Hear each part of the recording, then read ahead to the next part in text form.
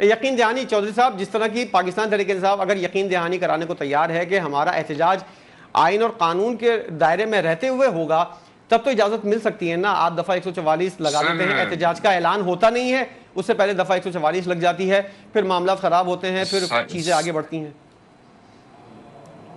ہاں جی سر، 2018 سے لے کے 2021 تک بھی کیا جمہوریت کوئی اور تھی؟ وہ امریکہ تھا، انگلینڈ تھا، جرمنی تھا، فرانس تھا، کیا تھا؟ سر پوری اجازت تھی۔ بلاول بھٹو صاحب احتجاج کرتے ہوئے ریلی لے کر آ گئے تھے، مریم نواز صاحبہ جس طرح ریلی نکالی تھی، مولانا فضل الرحمان نے لانگ مارچ کیا تھا، سر احتجاج کی اجازت تھی۔ سر وہ پی ٹی ایم کی بات کر رہے ہیں۔ نہیں، میں آپ 2018 سے 2022 تک کی بات کر رہے ہیں۔ خواجہ سعد رفیق صاحب کتنا عرصہ جیل میں رہے؟ آپ مجھے بتا دیں۔ خواجہ سلمان رفیق کتنا عرصہ جیل کے اندر رہے؟ آپ مجھے بتا دیں۔ خواجہ آصف صاحب، آپ کوئی نام، میں ابھی شروع ہو جاؤں، آپ مجھے بتائیں کس کو باہر چھوڑا گیا، ٹھیک ہے نا؟ پھر بات یہ ہے کہ یہی میاں نواز شریف صاحب آپ کے پاس اٹک اس میں قلعے میں بھی رہے، یہی میاں نواز شریف صاحب کراچی کے جیلوں میں بھی رہی ہے، یہ لاہور کی جیلوں۔ ہم نے کتنے احتجاج کیے جیلوں کے باہر آ کے؟ ہم نے کون سے شیشے توڑے؟ ہم نے کس پہ گاڑیاں چڑھائی؟ ہم نے تو نہیں کیا۔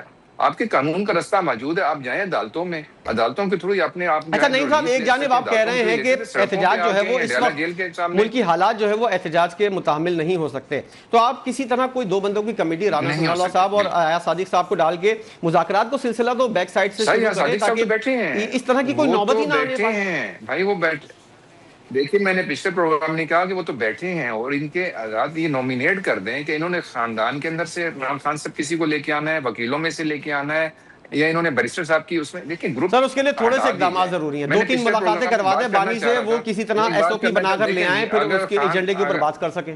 سر ساری ملاقاتیں ہو رہی ہیں بھائی، ساری ملاقاتیں ہو رہی ہیں، جو ڈیمانڈ آ رہی ہے اس کے مطابق ملاقاتیں ہو رہی ہیں، وکلا کی ملاقاتیں ہو رہی ہیں، ان کی اچھی جو ہے وہ صحت کا بھی خیال رکھا جا رہا ہے۔ بات یہ ہے کہ یہ لوگ، ان کے اندر وہ لوگ موجود ہیں پی ٹی آئی میں ابھی بھی، میں عامر صاحب آپ کو پوائنٹ آؤٹ نہیں کر رہا، لیکن موجود ہیں کہ جو چاہتے ہیں خان صاحب اندر رہیں اور اس پہ ان کے اندر رہنے پہ یہ سیاست کریں۔ جب یہ چیز ان کے پی ٹی آئی میں سے وہ لوگ نکل جائیں گے اور حقیقی پی ٹی آئی کے لوگ سامنے آ جائیں گے تو خان صاحب کے لیے بھی کیس بھی لڑا جا سکتا ہے، ان کو باہر بھی لایا جا سکتا ہے، لیکن وہ یہاں پہ یہ کیس ہے نہیں ہے۔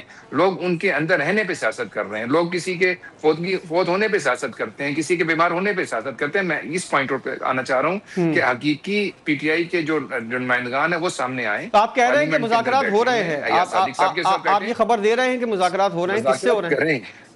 مذاکرات دیکھیں، مذاکرات کرنا چاہتے ہیں، یہ لاسٹ بھی پروگرام میں نے کہا کرنا چاہتے ہیں، ہماری ڈور اوپن ہے، بالکل ہماری حکومت بیٹھی ہوئی ہے، یا صادق صاحب بیٹھے ہوئے ہیں، رانا ثناء اللہ صاحب بیٹھے ہوئے ہیں، اسی اس پہ بیٹھے ہوئے ہیں کہ آپ آئیں، پارلیمنٹ کے اندر کمیٹیز بنی ہوئی ہیں، بیٹھ کے بات کریں، جہاں پہ ایشوز ہیں، جہاں پہ ان کو پاس سمجھتے ہیں کہ امینڈمنٹ کے اوپر ان کے پاس کوئی ان کے ریزرویشنز ہیں، آگے ان کو بیٹھ کے بات کریں۔